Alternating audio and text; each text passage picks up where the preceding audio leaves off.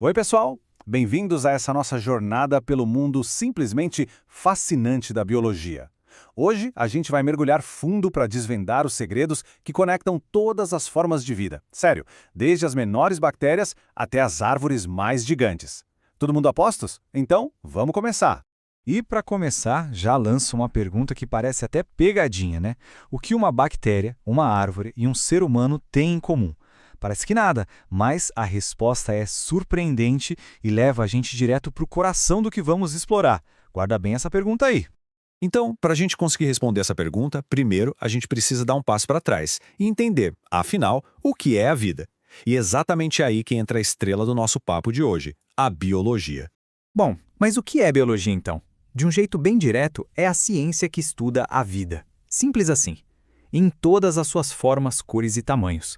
Ela investiga desde o funcionamento de uma única célulazinha até como ecossistemas inteiros conversam entre si.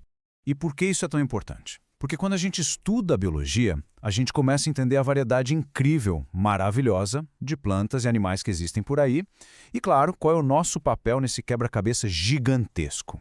Agora sim, vamos voltar para a nossa pergunta lá do começo. A primeira grande pista, a primeira resposta do que une todos os seres vivos está aqui. O ponto de partida de toda a vida na Terra é uma coisinha minúscula, mas absolutamente fundamental: a célula.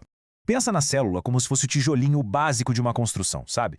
É a menor unidade que a gente pode de fato chamar de viva. Sozinha ela já consegue se nutrir, se reproduzir, interagir, tudo. E olha só, todos os seres vivos, sem nenhuma exceção, são feitos de células. E esses tijolinhos vêm em dois modelos básicos, digamos assim.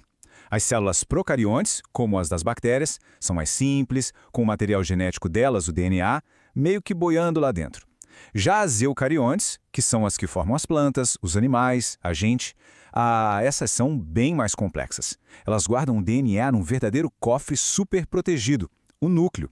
E o mais maluco é que dentro desse núcleo minúsculo tem informação suficiente para construir um ser vivo inteirinho.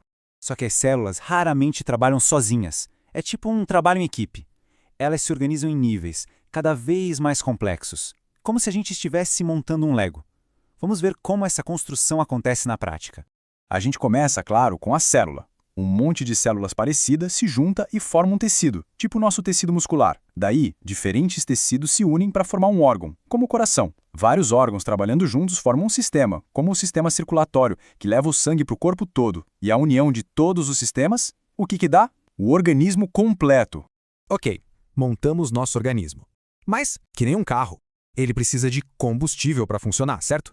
E aqui está a segunda grande resposta para a nossa pergunta inicial. Todo ser vivo precisa de energia. E o nome que a gente dá para esse motor da vida é metabolismo. O metabolismo nada mais é do que a soma de todas as reações químicas que acontecem para gerar energia e construir tudo que o corpo precisa. Só para ter uma noção, neste exato momento, trilhões de reações metabólicas estão acontecendo aí dentro para manter tudo funcionando perfeitamente. É uma fábrica que não para nunca. Mas, beleza, de onde vem essa energia? Basicamente, existem duas estratégias principais na natureza. Os seres autótrofos, como as plantas, são os verdadeiros chefes de cozinha do planeta. Eles produzem o próprio alimento usando a luz do sol, num processo chamado fotossíntese. Já os heterótrofos, como nós, animais, precisamos ir atrás da nossa comida no ambiente, consumindo outros seres. Bom, como a gente já viu, a vida é uma coisa extremamente diversa. E para dar conta de estudar tudo isso, a biologia se divide em várias áreas diferentes. Cada uma delas foca num pedacinho desse quebra-cabeça fascinante. Por exemplo, a gente tem a genética, que vai olhar para o manual de instruções da vida, que é o DNA. Tem a ecologia, que estuda como os seres vivos interagem entre si e com o lugar onde vivem. A zoologia, totalmente focada no reino animal. E a botânica, que se dedica ao incrível mundo das plantas. Cada área com suas próprias descobertas espetaculares.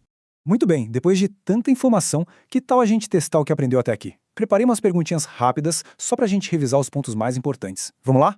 Primeira pergunta. Qual é a principal diferença entre uma célula procarionte e uma eucarionte? Vou dar um tempinho. Pensou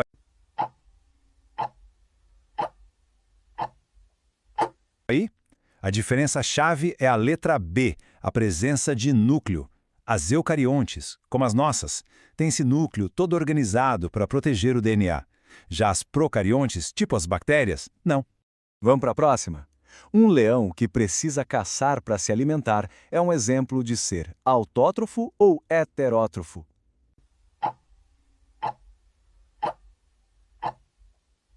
Se a resposta foi heterótrofo, na letra B, acertou em cheio. Ele não produz o próprio alimento, então precisa consumir outros seres vivos para conseguir energia. Mais uma! Naquela nossa escadinha de organização da vida, qual nível vem logo depois de tecido?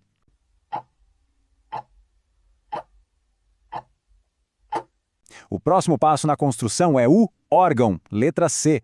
Vários tecidos diferentes se juntam e formam estruturas mais complexas, como o nosso coração ou cérebro. Agora uma de verdadeiro ou falso, hein? A afirmação é: as plantas são seres autótrofos porque realizam fotossíntese. E aí, isso está certo ou errado? Errado não? Certíssimo, é verdadeiro. A fotossíntese é exatamente o superpoder que elas têm para produzir o próprio alimento usando a luz do sol. E a última para fechar. Verdadeiro ou falso? O estudo da interação entre os seres vivos e o ambiente é chamado de zoologia. Essa é falsa. A zoologia estuda especificamente os animais, lembra? A área que estuda as interações de todo mundo com o ambiente é a ecologia.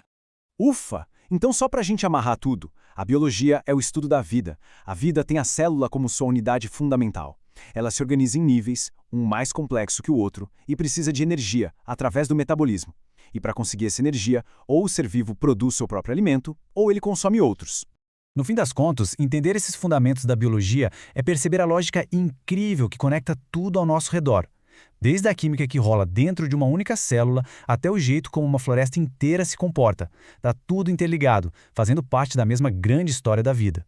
E eu vou terminar deixando uma última reflexão no ar para a gente pensar. Se o tijolinho básico, a célula e a necessidade de energia são coisas que todo ser vivo tem em comum, o que então é que gera essa diversidade absurda de vida que a gente vê por aí, de uma formiguinha a uma baleia azul? Fica aí a pergunta para a gente continuar explorando. Até a próxima!